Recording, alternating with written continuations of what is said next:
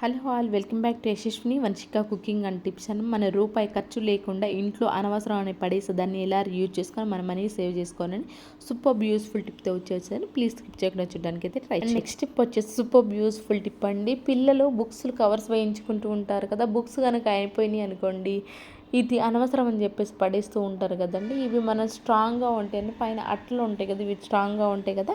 అయితే ఈరోజు వీటితోటి ఎలాంటి యూజ్ టిప్ అనేది చూద్దామండి. దానికోసం ఈ విధంగా అట్టలు అయితే ఉంటాయి కదా, వాటిని చించేసేసి ఈ విధంగా ఫోల్డ్ అయితే చేసుకో. మన ఇల్లు చాలా అందంగా ఉండాలి అని చెప్పేసి మనం కొంచెం కాస్ట్ అయినా పర్లేదని చాలా వస్తువులు కొంటూ ఉంటాం కదండి. అలా కాకుండా ఈ విధంగా అనవసరం అని చెప్పేసి పడేసే వాటితోటి ఇప్పుడు మన ఇల్లుని ఎలా అందంగా తయారు చేసుకోవాలో చూద్దామండి. ఈ విధంగా ఫోల్డ్ చేసుకున్న తర్వాత నేను టేప్ అయితే వేసేసానండి, ఇది ఓపెన్ అవ్వకుండా ఉండాలి అని చెప్పేసి. అండ్ నెక్స్ట్ వచ్చేసి కార్డ్బోర్డ్ని అయితే తీసేసుకోండి. నాకు ఇలాంటిది అయితే ఉంది అండి, సో నేను కొంచెం స్ట్రాంగ్గా ఉన్నది తీసేసుకున్నాను. మీరు కూడా కొంచెం థిక్గా ఉన్నది తీసేసుకోండి. ఈ విధంగా ఫస్ట్ డ్రా చేసేసుకోండి. పెన్సిల్తో మనకు మార్క్ చేసుకున్నామనుకో ఈజీ కటింగ్ అనేది ఉంటుంది కాబట్టి ఫస్ట్ మార్క్ చేసుకొని ఈ విధంగా అయితే కట్ చేసేసుకున్నానండి. దీనికి ఇలాంటి మనకి పేపర్ కవర్స్ ఉంటాయి కదండి, ఇప్పుడైతే అవైలబుల్లో ఉంటున్నాయి కదా ఈ విధంగా కవర్స్ అనేవి.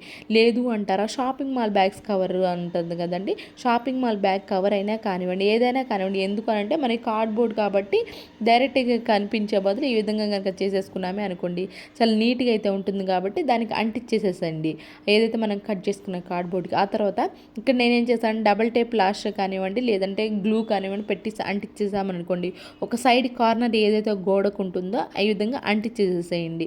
ఆ తర్వాత ముందుగానే మనం కట్ చేసుకున్నాం కదా కార్డ్బోర్డ్ షేప్ ఏదైతే ఉందో దాన్ని ఈ విధంగా పెట్టేసేసి దానిపైన కూడా మీరు కావాలంటే గ్లూ కానివ్వండి డబుల్ టేప్ ప్లాస్టర్, మనకి గమ్మే ఎక్కువ స్ట్రాంగ్గా ఉంటుందండి ఇవి పట్టి ఉండాలి అని అంటే.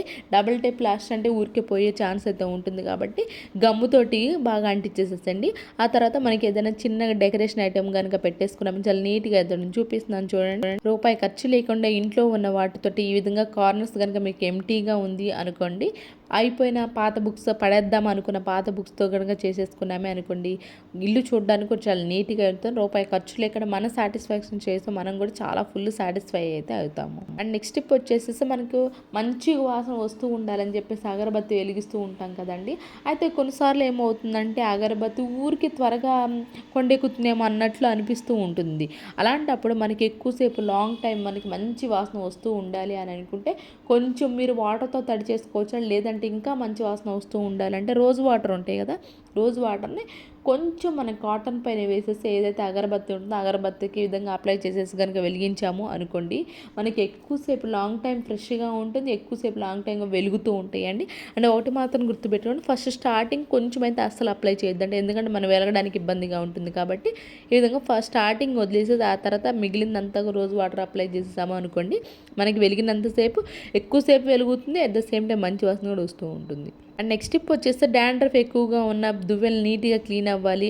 అండ్ అలానే కొన్నిసార్లు ఏంటి అంటే ఎక్కువ మురుగు కూడా పడుతూ ఉంటాయి కదా, అవి కూడా చాలా నీట్గా క్లీన్ అవ్వాలి అని అనుకుంటే మాత్రం ఈ విధంగా అయితే క్లీన్ చేస్తాను. రెగ్యులర్గా సోప్తో కాకుండా ఈ విధంగా కొంచెం వేడి నీళ్ళు వేసేస్తే ఎన్ని అయితే మనకి దువ్వెలు ఉంటాయి అవన్నిటిని ఈ విధంగా వేసేసి వేడి నీళ్ళలో షాంపూ ఉంటుంది కదా మన హెడ్ బాత్ చేసే షాంపూ, దానిలో కనుక కొంచెం వేసేసి ఒక అరగంట పాటు వదిలేసేసి ఆ తర్వాత మీరు మాలో పాత బ్రష్ ఏదైనా ఉందో ఆ పాత బ్రష్ కనుక క్లీన్ చేశారంటే ఎక్కువ ఎంత మురికి ఉన్నా ఎంత డాండ్రఫ్ ఉన్నప్పుడు ముఖ్యంగా ఈ విధంగా కనుక రెగ్యులర్గా కాకుండా ఈ విధంగా క్లీన్ చేసుకున్నారనుకోండి, మన కోమ్స్ అనేవి చాలా నీట్గా అయితే క్లీన్ అయిపోతాయి. ఐ హోప్ ఇది యూస్ఫుల్గా అనిపించి ఉంటే మాత్రం ప్లీజ్ ఒక లైక్ చేసి నా ఛానల్ని సపోర్ట్ అయితే చేయండి. అండ్ నెక్స్ట్ టిప్ వచ్చేసి మనకి ఈ రోజుల్లో కొంతమందికి ఏంటంటే దోమలు ఎక్కువగా ఉన్నప్పుడు బయట జెట్ కాయిల్స్ వాడుతూ ఉంటారు, లేదంటే ఆల్ అవుట్స్ వాడుతూ ఉంటారు. అలా కాకుండా చంటి పిల్లలు జెట్ కాయిల్స్ ఆల్ అవుట్లు వాడడానికి ఇబ్బంది పడుతూ ఉన్నారనుకోండి, ఈ విధంగా న్యాచురల్గా తయారు చేసుకోండి, మనకు ఖచ్చితమైన రిజల్ట్ అయితే ఉంటుందండి. నేను పాడైపోయిన టీ కప్ కానివ్వండి లేదంటే పాడైపోయిన దియా కూడా ఉన్నా కానీ మనం కొంచెం పగిలినా కానివ్వండి దాన్ని వాడం కదా, అలాంటి వాటిని ఈ విధంగా కూడా యూజ్ చేసుకోవచ్చు అండి. దానికోసం ఏంటంటే కొంచెం బిర్యానీ ఆకైతే పగిలిపోయిన అవి మనకి ఏదైతే దియా ఉందో దానిలో అయితే పెట్టేసేసానండి. మంచి మనకి హోల్డర్ లాగా అయితే ఉంటుంది, ధూపం వేయడానికి కానివ్వండి లేదంటే ఏదైనా ధూప్ స్టిక్ వెలిగించడానికి సూపర్గా హోల్డర్ లాగా అయితే ఉంటుంది టీ కప్పుని. దానిపైన బిర్యానీ ఆకు అలాగే కర్పూరం వేసేసేసానండి, వెలిగించేసాము. ఏదైతే మన రూమ్ ఉంటుందో, మీరు ఏదైతే రూమ్లో పడుకోవాలి అనుకుంటారో ఆ రూమ్లో దీన్ని పెట్టేసేసాను అరగంట పాటు. ఈ విధంగా వెలిగిన తర్వాత కొంచెం వెల్లుల్లి పైన పొట్టు ఉంటుంది కదా, ఆ పొట్టు కూడా వేసేసామనుకోండి పొగ వచ్చేటప్పుడు, ఆ వెల్లుల్లి ద్వారా వచ్చే పొట్టు ద్వారా కూడా ఆ వాసనకి దోమలు అనేవి ఉండవు. మీరు పడుకునే అరగంట ముందు ఈ విధంగా కనుక ట్రై చేస్తారనుకోండి, ఖచ్చితమైన రిజల్ట్ అయితే ఉంటుంది. ఏనండి ఈరోజు టిప్స్ ట్రిక్స్ యూస్ఫుల్గా అనిపించింటే మాత్రం ఈ టిప్స్ ఒకసారి ట్రై చేయండి. ఏది బాగా నచ్చింది అనేది కమెంట్ బాక్స్లో కమెంట్ చేయండి. Thank you so much for ever watching.